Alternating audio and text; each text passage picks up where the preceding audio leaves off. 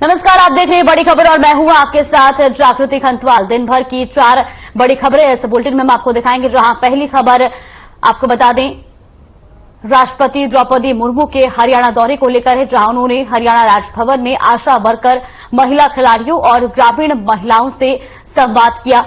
तो वहीं दूसरी खबर अंबाला कैंट से है, जहां के महेश नगर में पढ़ाई के डर से 12वीं कक्षा की छात्र ने खुदकुशी कर ली। तीसरी खबर सोहना से है, जहां अरावली की पहाड़ी पर वन विभाग की टीम ने पीला पंजा चलाया। तो वहीं आखिरी खबर रेवाड़ी से है, जहां डेंगू के मरीजों का आंकड़ा लगातार बढ़ता जा रहा है, जिससे लोगों में दहशत का माहौल है। तो 4 तस्वीरें भी आपको दिखा रहे हैं। पहली तस्वीर जहां महामहिम ने बेटियों से संवाद किया है, वही दूसरी तस्वीर आपको दिखा रहे हैं जहां पर पढ़ाई के डर से छात्रा ने खुदकुशी की है। तीसरी खबर जहां वन विभाग की बड़ी कार्रवाई देखने को मिली। तो वहीं चौथी बड़ी खबर आपको बता दें, जहां डेंगू के डंक से लोग दहशत में हैं।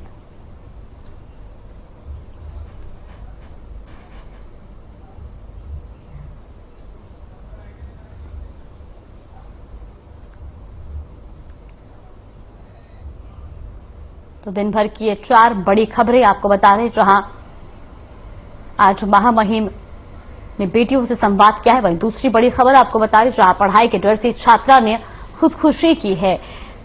तीसरी बड़ी खबर आपको बताएं, जहां वन विभाग की बड़ी कार्रवाई देखने को मिली। तो वहीं चौथी बड़ी खबर जहां डेंगू के डंक से लोगों में दहशत का माहौल बना हुआ है। और अब बात कर लेते हैं पहली बड़ी खबर की। महामहिम राष्ट्रपति द्रौपदी मुर्मू ने हरियाणा दौरे का आज दूसरे दिन में, जहां इस दौरान उन्होंने हरियाणा राजभवन में आशा वर्कर, महिला खिलाड़ियों और ग्रामीण महिलाओं से संवाद किया, जहां राज्यपाल बंडारू दत्तात्रेय और मुख्यमंत्री मनोहर लाल भी मौजूद रहे। इस समारोह में कॉमनवेल्थ गेम्स की पदक विजेता खिलाड़ी पूजा गहलोत, पूजा सिहाग, सुचित्रा तरियाल, ओलंपिक में हिस्सा लेने वाली सीमा बंसाल, सोनम जैसी खिलाड़ियों ने संवाद समारोह में हिस्सा लिया। जानकारी के मुताबिक राष्ट्रपति द्रौपदी मुर्मू ने राष्ट्रपति गाइड अवार्ड की 4 विजेता भी इस दौरान जहां संवाद में मौजूद रही। तो इन्होंने कहा कि हरियाणा की बेटियों का दम पूरी दुनिया में देखा गया है और हरियाणा में बेटियों के संरक्षण के लिए अभूतपूर्व काम हो रहे हैं। चंडीगढ़ से यह खबर आपको बता रहे हैं, तस्वीरें भी आपको दिखा रहे हैं, जहां राजभवन में राष्ट्रपति द्रौपदी मुर्मू ने आशा वर्करों और अन्य महिलाओं से संवाद किया। लगा क्योंकि अभी हमने देखा कि महिलाओं में कितना ऊर्जा है।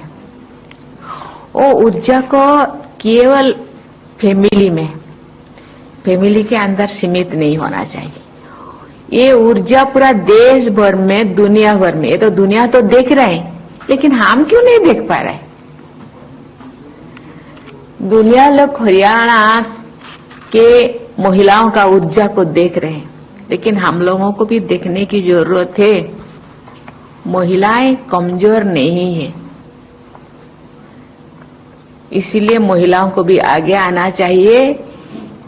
महिला और पुरुष दोनों साथ चलने से ही देश आगे बढ़ेगा। परिवार तो आगे बढ़ेगा, समाज आगे बढ़ेगा, देश भी आगे बढ़ेगा। इसीलिए किसी को कमजोर नहीं समझना है, दोनों को स्वागत करना है, दोनों को सपोर्ट करना है।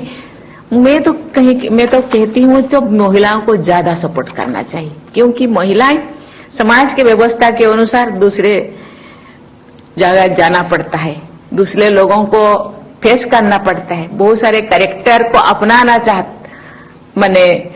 उनको पड़ता है।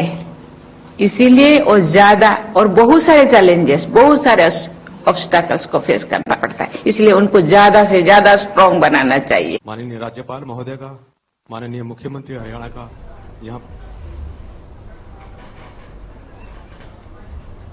बढ़ती खबर पर ज्यादा जानकारी के लिए स्वर्णजीत सिंह बाबा हमारे साथ जुड़ गए। स्वर्णजीत, सबसे पहले आपसे जानना चाहेंगे, आज राष्ट्रपति द्रौपदी मुर्मू के हरियाणा दौरे का दूसरा दिन है, क्या कुछ पूरी जानकारी मिल रही है?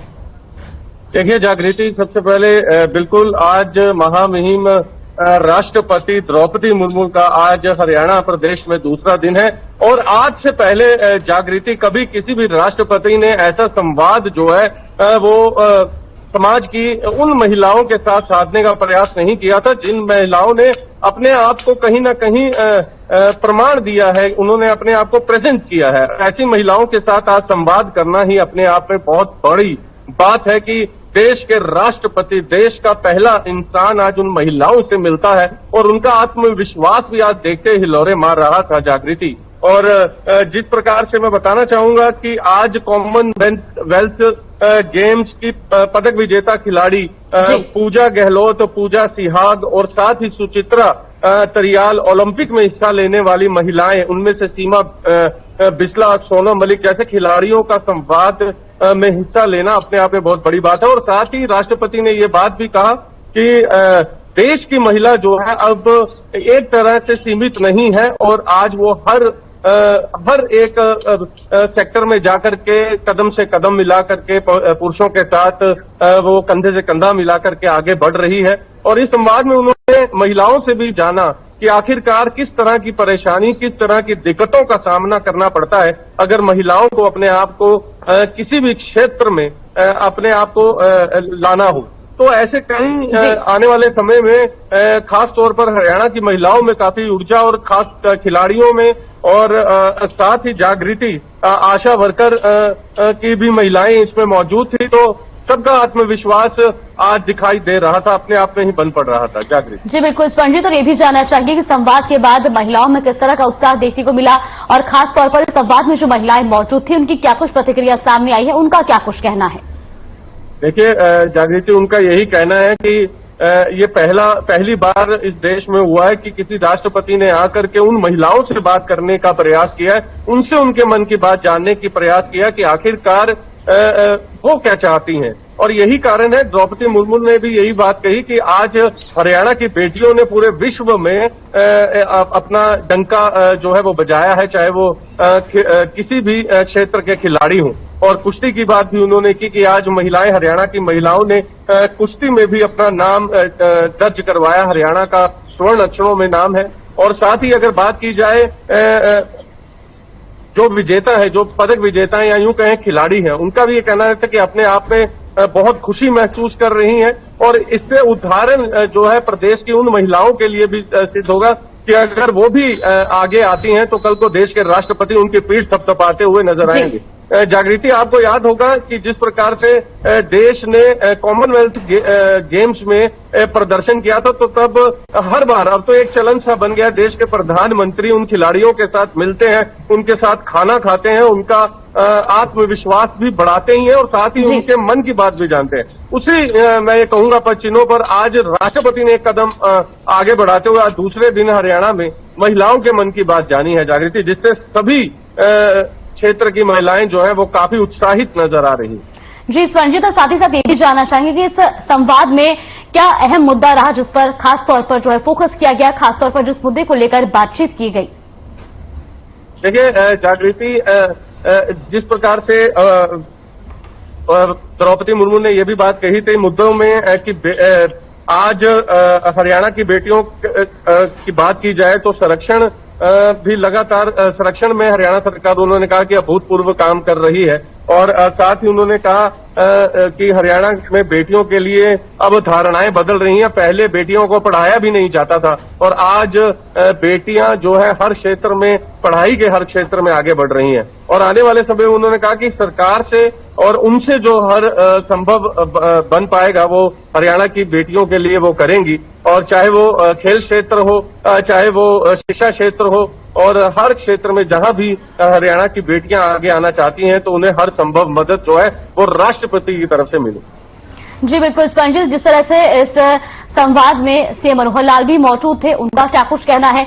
इस संवाद के बाद क्या कुछ अहम मुद्दे ऐसे रहेंगे अब जिस पे हरियाणा सरकार जो है ध्यान देगी और महिलाओं के लिए आगे और भी अच्छे कदम जो है वो उठाए जाएंगे? देखिए, बेटी बचाओ बेटी पढ़ाओ का नारा जिस दिन हरियाणा प्रदेश के मुख्यमंत्री मनोहर लाल पहली बार बने तो उसके बाद जो है प्रधानमंत्री ने देश भर में बेटी पढ़ाओ बेटी बचाओ का नारा दिया था। लेकिन मनोहर लाल सरकार ने हरियाणा में इसे एक तरह से माइक्रो तरीके से हर जिले में, हर क्षेत्र में, हर विधानसभा क्षेत्र में इसे लिया है। और यही कारण है कि प्रदेश के मुख्यमंत्री ने ये कहा कि आज बेटी के जन्मदिन पर दीपावली भी मनाई जाती है और हर वो त्योहार मनाया जाता है जो बेटे के जन्मदिन पर मनाया जाता था। और उन्होंने कहा कि आने वाले समय में आज हरियाणा सरकार जो है पदक विजेताओं को सबसे बड़ी राशि दे रही है, जो कि पूरे देश में हर राज्य से सबसे अधिक है। और सरकारी नौकरी की उन्होंने बात की और उन्होंने ये कहा कि मैं प्रदेश की सभी उन बच्चियों को कहना चाहूंगा कि वो आगे आए और अपने प्रदेश का नाम ऊंचा करें। और उन्होंने कहा ये उदाहरण के तौर पर आज आप देख सकते हैं कि किस प्रकार से राष्ट्रपति ने संवाद किया इन बच्चियों के साथ। इनका तो आत्मविश्वास बढ़ा ही है, इसे देख करके और भी बच्चियां आगे आएंगी। और उन्होंने कहा कि सरकार के ऐसे कई महिलाओं से संबंधित कार्यक्रम है जो इस समय चलन में है और जो आने वाले समय में बहुत जल्द जो है और भी ऐसे कार्यक्रम लाए जाएंगे। और जी संचित, बहुत बहुत धन्यवाद आपका हमारे साथ जुड़ने के लिए, तमाम जानकारी हम तक पहुंचाने के लिए। वही रुक करते हैं दूसरी बड़ी खबर का। अंबाला कैंट के महेश नगर में पढ़ाई के डर से 12वीं कक्षा के छात्रा ने खुदकुशी कर ली और मिली जानकारी के अनुसार छात्रा के पिता प्लम्बर का काम करते हैं। छात्र की मौत की खबर उसके पड़ोसियों ने फोन पर दी और सूचना मिलते ही पुलिस मौके पर पहुंची और कार्रवाई में जुट गई है। तो वहीं मृत छात्र का शव अंबाला कैंट नागरिक अस्पताल में पोस्टमार्टम के लिए दिया गया, जिसके बाद शव को परिजनों के हवाले कर दिया गया। तो अंबाला कैंट से खबर आपको बता रहे, जहां पढ़ाई के डर से छात्र ने आत्महत्या की है। आपको बता दें कि छात्र 12वीं कक्षा में पढ़ता था। वहीं परिजनों को अब इस पूरे मामले की सूचना दी गई है, जिसके बाद शव को पोस्टमार्टम कराकर परिजनों को सौंप दिया गया है।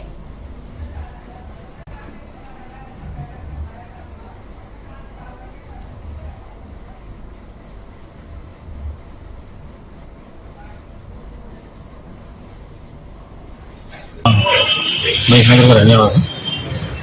कल इसके माता पिता चले गए, घर पे ही अकेला घर पे था, 12वीं में पढ़ता था और ये पढ़ना नहीं चाहता था। तो पहले यहाँ से जो हमारे बाबू सूचना मिली, कहने लगे कि छत से गिर गया है। उसके बाद इसके पिताजी के बाद पता लगी जैसे कि इसने अपनी पढ़ाई वैसे तंग होकर पढ़ाई भी नहीं करना चाहता था और इसने फांसी लगा। अभी तक तो हमारे 17 साल बात कुछ भी नहीं सर जी, खुशी खुशी गया हुआ था खेलने, हमारे लिए तो खेलने गया, नहीं ट्यूशन जा रहा, कोई चक्कर ही नहीं है जी। अंदर पता नहीं कौन सी गम मार गई जो मेरे बच्चे ने फांसी लगा लिया। 4 साढ़े 4 बजे मेरे पास हवाई अड्डे के अंदर फोन गया कि तेरा बेटे ने फांसी ले ली। ना तो उसकी मम्मी उसके घर पे, ना कोई भी नहीं था हमारे घर में से। पड़ोसियों ने हमारे को फोन करके बुलाया।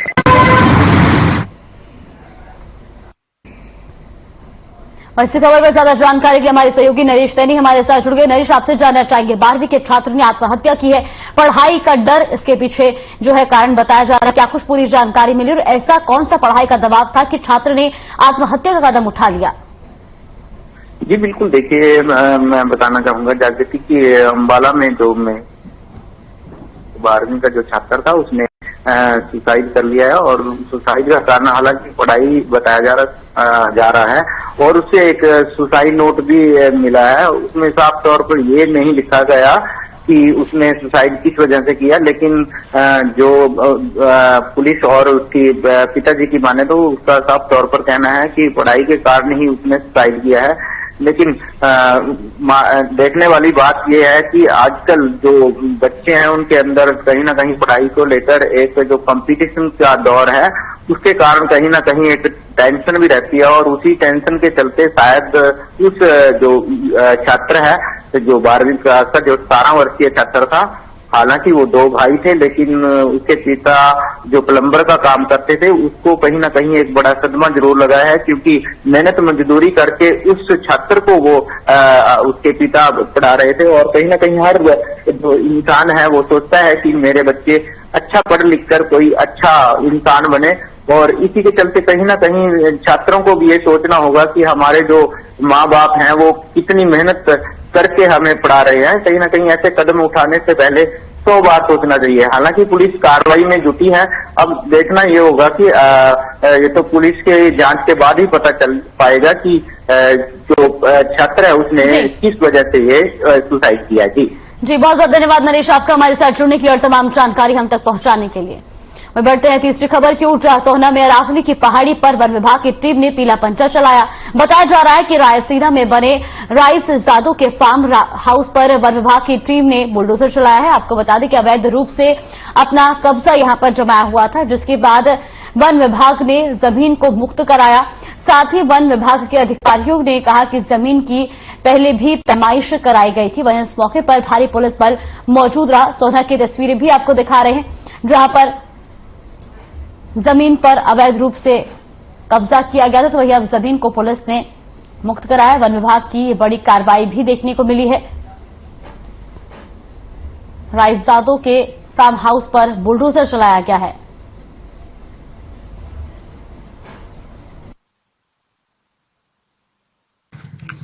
ये रायसीना सेक्शन 4-5 का एरिया है, जो सुप्रीम कोर्ट के आदेशानुसार जिसको वन घोषित किया गया है। तो हमारी भूमि में, वन भूमि में कुछ फार्म हाउस थे, 8 फार्म हाउस थे, जिनको हमने पैमाइश करवाई डिपार्टमेंट की तरफ से। पैमाइश के उपरांत ये हमारी भूमि में पाए गए। ये पैमाइश फरवरी 2021 में करवाई थी। इनको उस टाइम पे सबको नोटिस दिया गया था। नोटिस के उपरांत इन सभी ने कोर्ट में अपील की थी।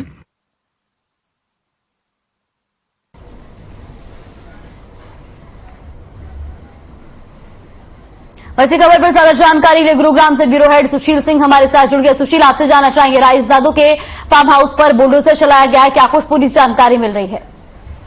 निश्चित तौर पर देखिए जागृति, अमूमन इन इलाकों में जो अरावली क्षेत्र हैं, ये वन विभाग की जमीन है। वहाँ इलीगल तरीके से कई बड़े बड़े लोग जो हैं वो उनके फार्म हाउसेज हैं, उन्होंने फार्म हाउसेज बना रखे हैं।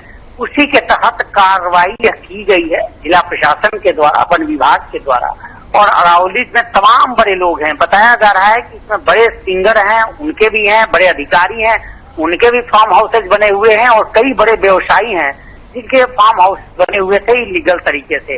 और जो सेक्शन 4 और सेक्शन 5 डिफाइन करता है कि अरावली वन क्षेत्र में कहीं भी कोई कंस्ट्रक्शन नहीं की जा सकती, कोई रिहायशी क्षेत्र विकसित नहीं किया जा सकता। और इन सबके बावजूद इस तरह से जो कंस्ट्रक्शन हुए थे, उसको देखते हुए यह कार्रवाई प्रशासन द्वारा की गई है।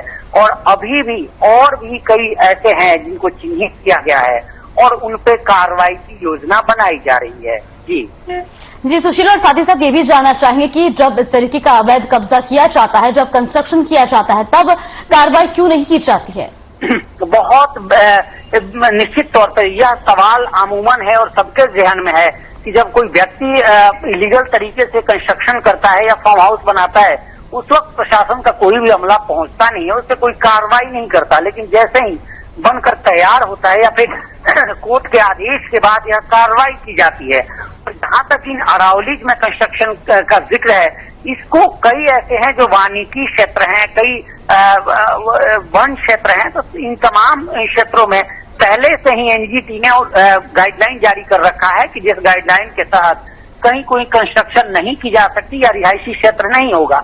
लेकिन उसके बावजूद भी जो बड़े बड़े लोग हैं, वो जिसमें राजनेता से लेकर बड़े बड़े सिंगर हैं और व्यवसायी हैं, उन्होंने अपने फार्म हाउसेज बना रखे हैं और कहीं ना कहीं प्रकृति को आहत जरूर कर रहे हैं। फॉरेस्ट का नुकसान, वन विभाग का नुकसान या फिर वन्य जीवों का नुकसान जरूर कर रहे हैं। उसी के तहत अब कोर्ट के आदेश पर यह कार्रवाई शुरू की गई है। और ये कोई पहला वाकया नहीं है, इससे पहले भी जागृति कई बार इस तरह की कार्रवाई की गई थी, लेकिन उसके बावजूद भी इस तरह के कंस्ट्रक्शन है वो रुकने का नाम नहीं ले रहा है। जागृति जी सुशील, बहुत बहुत धन्यवाद आपका हमारे साथ जुड़ने के लिए और तमाम जानकारी हम तक पहुंचाने के लिए। वहीं रुक कर लेते हैं चौथी और आखिरी खबर का, जहां रेवाड़ी में डेंगू के मरीजों का आंकड़ा लगातार बढ़ रहा है, जिससे लोगों में दहशत का माहौल है। जानकारी के मुताबिक डेंगू ने पिछले कई सालों के रिकॉर्ड तोड़ दिए। बता दें कि इस साल डेंगू के 309 मरीज सामने आ चुके हैं। हालांकि जिले में डेंगू से किसी भी मरीज की मौत की पुष्टि नहीं हुई है। दरअसल साल 2015 में डेंगू के 10 मामले सामने आए थे। साथ ही साल 2021 में डेंगू के 306 केस दर्ज किए गए थे। तो वहीं इस साल अब तक 309 केस सामने आ चुके हैं। फिलहाल स्वास्थ्य विभाग का कहना है कि डेंगू को लेकर लोग जागरूक हुए हैं और डेंगू की रोकथाम को लेकर जन जन की भागीदारी जरूरी है। तो रेवाड़ी से एक खबर आपको बता रहे, जहां पर डेंगू के डंक से दहशत का माहौल बना हुआ है। बीते सालों के रिकॉर्ड इस बार टूट चुके हैं। 309 डेंगू के मरीज अब तक सामने आ चुके थे, वहीं डेंगू ने 7 साल का रिकॉर्ड तोड़ा है। वहीं लगातार बढ़ते मरीजों की संख्या से लोगों में भी दहशत का माहौल बना हुआ है।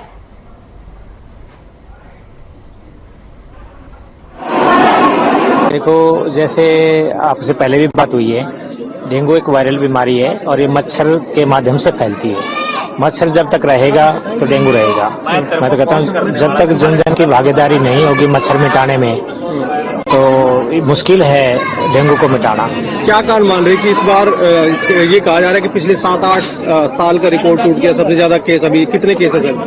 आज कल हमारे ना 309 केस हो गए हैं और मैं रिकॉर्ड की बात जहां तक कहूंगा तो ये कहूंगा कि देखो पहले यार अब में ना अवेयरनेस बहुत बड़ी है।